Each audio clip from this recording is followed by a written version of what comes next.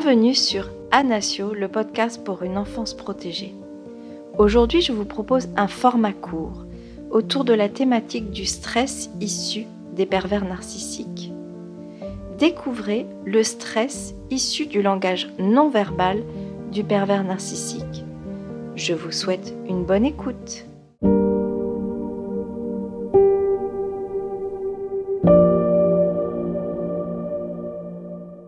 Alors, la communication non verbale du pervers narcissique, comment ça marche ?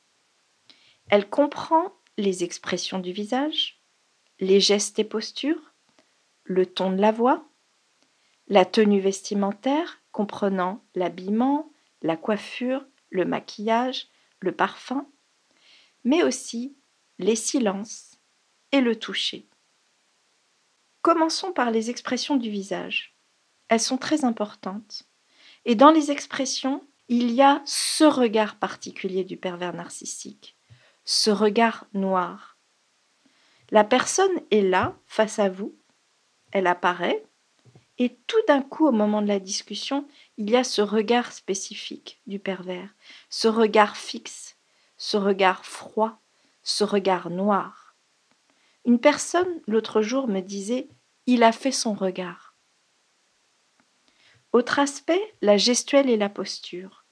Parfois, le pervers narcissique n'arrive pas à contenir sa nervosité, voire son agressivité intérieure. Celle-ci peut alors s'exprimer par le corps, à travers des grimaces répétitives sur le visage qu'il ne peut contenir, à travers des bruits de bouche, à travers des sons qu'il ne semble pas pouvoir contrôler. Une victime face à cela, et notamment un enfant, est bien évidemment sous stress, car il ne comprend pas ce qui se passe. Autre aspect encore, la tenue vestimentaire. Elle est importante. Elle est clé pour le pervers narcissique, parce que n'oublions pas que pour lui ou elle, tout se joue dans l'apparence. Le pervers narcissique est à la recherche du regard extérieur, pour séduire, pour contrôler. Donc ça comprend l'habillement, la coiffure, le maquillage, le parfum, ainsi de suite.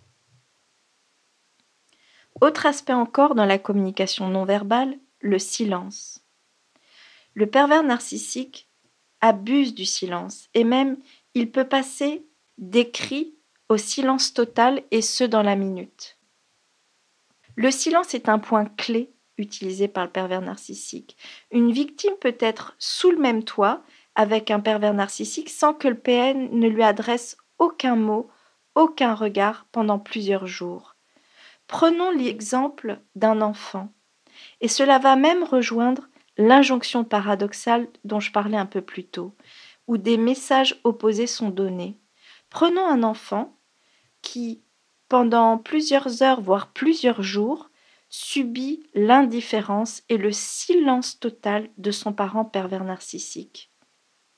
Un jour, l'enfant et son parent se retrouvent avec de la famille.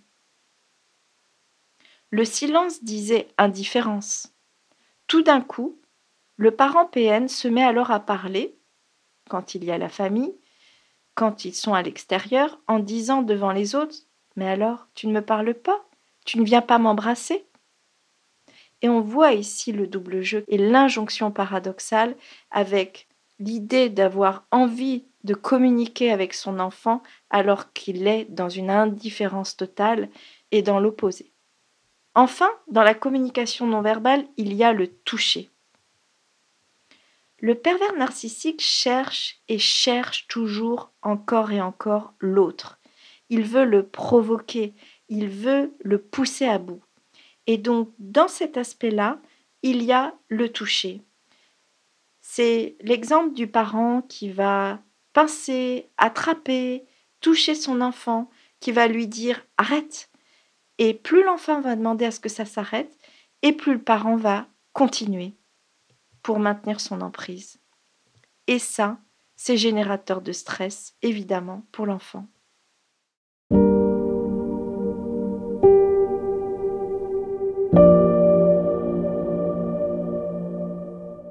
Merci à tous pour votre écoute.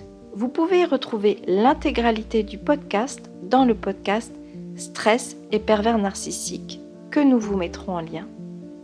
À bientôt!